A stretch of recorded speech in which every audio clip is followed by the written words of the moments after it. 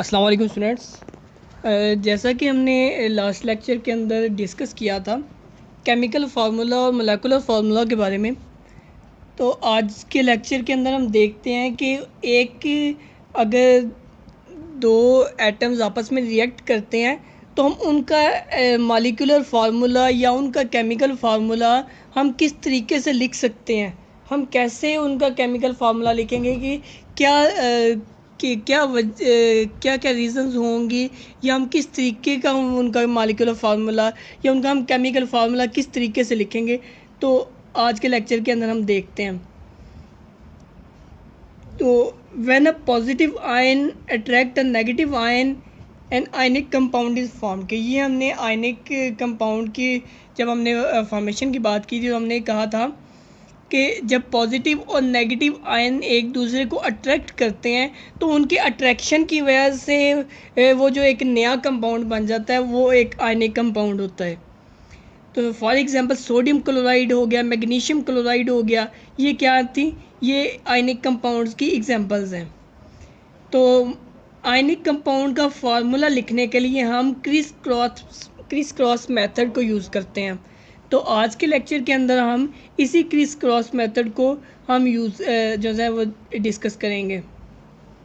तो ये criss cross method क्या होता है, इसके अंदर इसके मुख्तलिफ स्टेप्स हैं। अब हम उन स्टेप्स को बारी बारी डिस्कस करते हैं। पहला स्टेप क्या है कि हमने right symbol of positive ion on the left and the symbol of negative ion on the right. पहला स्टेप इसके अंदर क्या है कि जो से उसके ऊपर जो से आयन्स हैं, हमने जो से पॉजिटिव आयन है उसको हमने लेफ़्ट साइड पे लिखना है, जो नेगेटिव आयन है उसको हमने राइट साइड पे लिखना है। फॉर एग्ज़ाम्पल अगर सोडियम क्लोराइड है, आप देखें कि NaCl के अंदर पॉजिटिव चार्ज किसके ऊपर है। हमने पहले बात कर लिया है कि जो सोडियम है उसके ऊपर पॉजिटिव चार्ज आता है, क्लोरीन के ऊपर नेगेटिव आता है। इसके अंदर भी हमने यही बात की है कि पॉजिटिव आयन या कीटाइन जोन सा है उसको हमने लेफ़्ट साइड पे लिखना है। तो NaCl के अंदर Na जोन सा है सोडियम है उसको हमने लेफ़्ट साइड पे लिखा, और जो इसके ऊपर नेगेटिव आयन आएगा या जिसके ऊपर जो नेगेटिव चार्ज है उसको हमने जो है राइट साइड पे लिखा। ये पहला स्टेप है, या जो है ये पहला स्टेप है इसका क्रिस क्रॉस मेथड का या आयनिक कंपाउंड का केमिकल फार्मूला लिखने का। इसके बाद सेकंड क्या है, put the valency numbers of each ion with its charge on the top of the right side. अब हर एक के ऊपर राइट साइड के ऊपर हमने उसकी वैलेंसी लिख देनी है कि अगर सोडियम की है तो उसकी वैलेंसी क्या थी, +1। क्लोरीन की वैलेंसी क्या थी, -1। हमने उसके चार्ज के साथ उसकी वैलेंसी टॉप राइट साइड पे हमने वैलेंसी लिख देनी है। उसके बाद आगे क्या है, हमने इंटरचेंज कर देना उस वैलेंसी को उसके बॉटम उसके सबस्क्रिप्ट में, कि अगर क्लोरीन की जो वैलेंसी है वो हमने सोडियम के नीचे वाली साइड पे सबस्क्रिप्ट में लिख देनी है, सोडियम की वैलेंसी हमने क्लोरीन की सबस्क्रिप्ट पे नीचे वाली साइड पे लिख देनी है। तो इस तरीके से हमने जो सा उसके अंदर हमने वैलेंसी लिख देनी है। अब एक की अगर वैलेंसी जो सी है वो बताएगी कि दूसरे के कितने एटम्स इसके साथ मिल रहे हैं। फॉर एग्ज़ाम्पल अगर जो सी है क्लोरीन की वैलेंसी जो से 2 होगी तो हमें पता चल जाएगा कि उसके अंदर जो से सोडियम के कितने मिल रहे हैं। अगर जो है इस तरीके से हम वैलेंसी से ये भी अंदाज़ा लगा सकते हैं। अब जब हमने वैलेंसी नीचे लिखनी है तो जैसे पॉजिटिव और नेगेटिव चार्जेस हैं उनको हमने ओमिट कर देना है या उनको हमने नहीं लिखना। दूसरा जो है 1, अगर किसी का जैसे वैलेंसी है तो 1 को भी हम नहीं लिखेंगे। तो ये आपके 3 मेथड्स हैं या 3 आपके स्टेप्स हैं इसके क्रिस क्रॉस मेथड के। तो इसकी हम आगे से एग्जांपल करते हैं। तो ये आपकी एग्जांपल बुक में ही मेंशन है। तो पहला स्टेप हमारा क्या था कि हमने फार्मूला जो सा हर कंपाउंड का जो सा वो लिखना है जो सा। तो हमने क्या किया, Ag और सल्फ़र, तो ये हमारा ये फार्मूला था, हमने Ag जो सा AgS लिख दिया।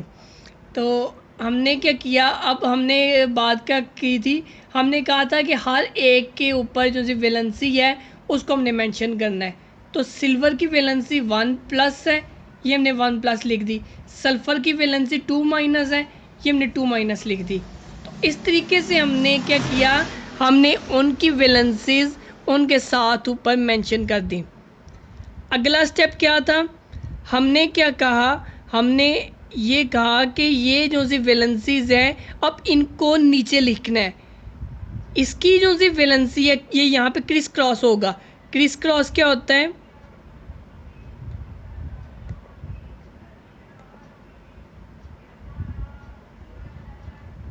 अब यहाँ पे क्रिस क्रॉस क्या होता है कि इस तरह का क्रॉस, क्रिस क्रॉस, कि यहाँ पे अगर जो है